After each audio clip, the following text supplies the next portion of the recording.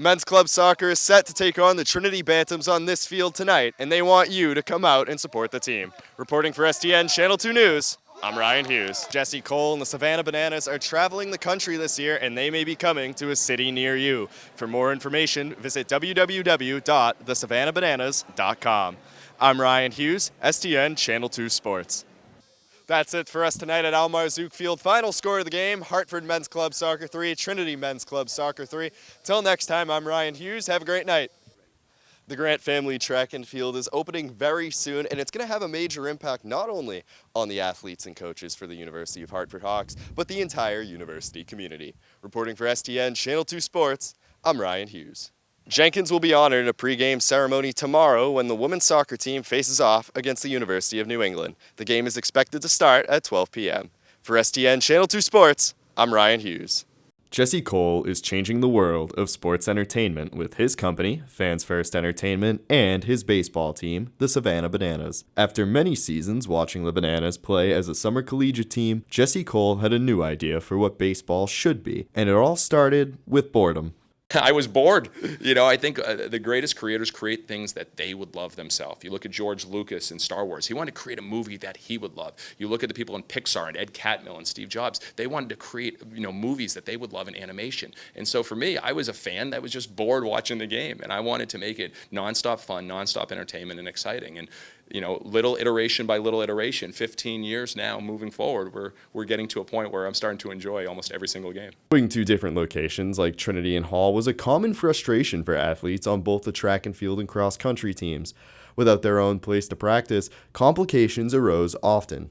I know my freshman year we would wake up early, run down to Hall and use their track. I know sometimes our workouts would be really tight on time just because it's the high school, everyone needs to use that. So we were really limited on time, and I think that having this track is going to be amazing for us. It's going to help us as athletes.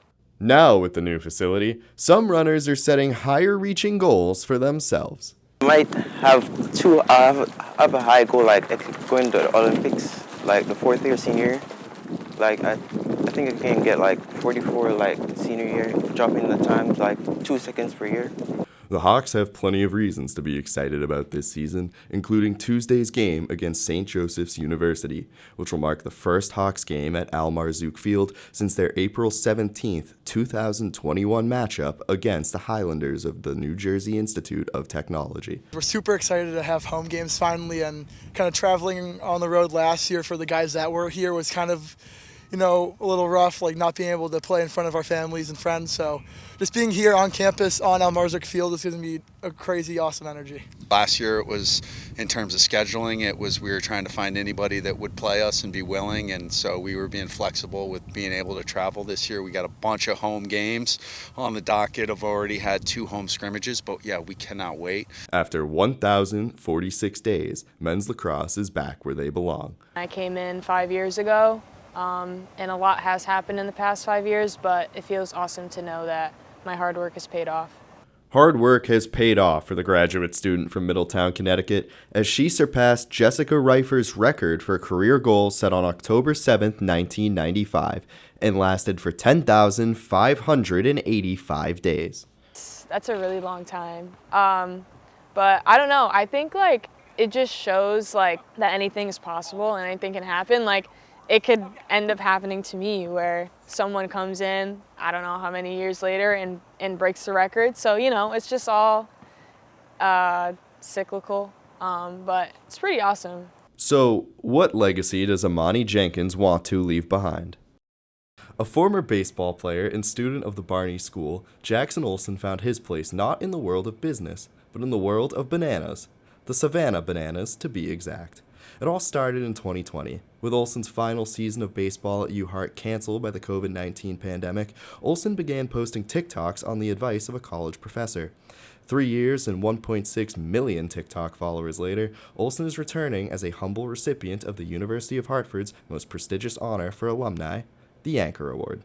It's amazing. I didn't know what I was going to do after college. Like I said, I was delivering groceries for Instacart, and then happened to get a job with Major League Baseball and now playing for the Bananas. So it is very cool to get this where it all started. Hartford Men's Club Soccer welcomed Trinity College to Almar Zook Field for their first home game in club history. The historic night got off to a fast start as Trinity jumped out to an early 1-0 lead. Minutes later, Hartford was able to equalize at 1-1, setting the pace for a back-and-forth affair. Just before the end of the first half, Trinity found the back of the net once again before doubling their lead to 3-1 quickly in the second half. However, a backward pass from Jason Troiano went past the goalkeeper for a Trinity own goal, giving the Hawks some life. Now trailing with 6 minutes remaining, Angel Patino launches the through ball up to Carlos Ayala Mendez, who takes it inside the 18-yard box before his shot curls over goalkeeper Lex Ananios to tie the game at 3 and secure the draw for Hartford.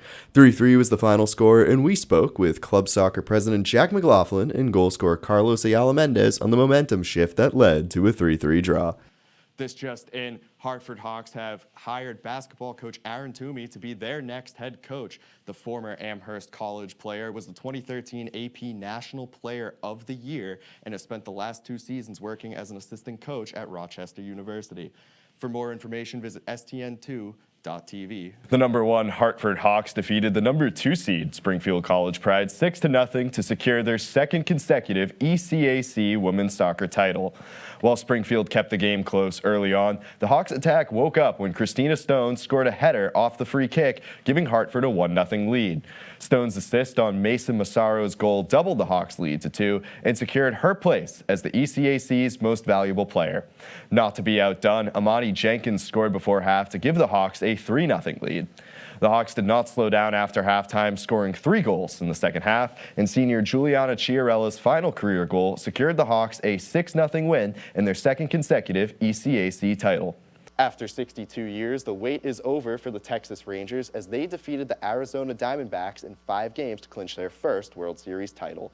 Texas's bats were red hot from Game 1 as Adolis Garcia hit a walk-off home run to give the Rangers a 1-0 series lead. And while the Diamondbacks were able to tie the series in Texas, Bruce Bochy's men were able to end it on the road in Arizona. Wins on the road defined this Rangers team as they went 11-0 when playing away from Globe Life Field. Rangers shortstop Corey Seager was named World Series MVP, and while Seager's .286 average isn't eye-popping, it was his power in clutch situations that earned him this award, with all 3 of his home runs being either game-tying or enough to give Texas the lead. For Seager, he is just the 4th player to win World Series MVP twice and just the 2nd